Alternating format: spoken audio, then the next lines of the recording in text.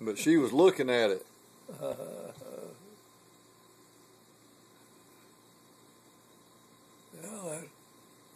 that sounds like she's gonna be ready.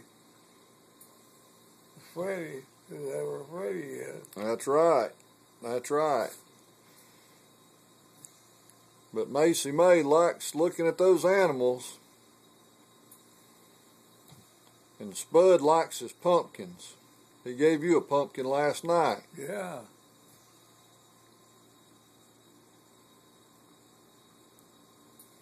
You remember that pumpkin he gave you? Yeah. That was a Spud-sized pumpkin, wasn't it? It sure was. And he said you could keep it too. I was afraid he might want to take it with him, but he decided he wanted you to keep it. Well, I don't know where Freddie will let or not. Nah. It'll be something good to throw.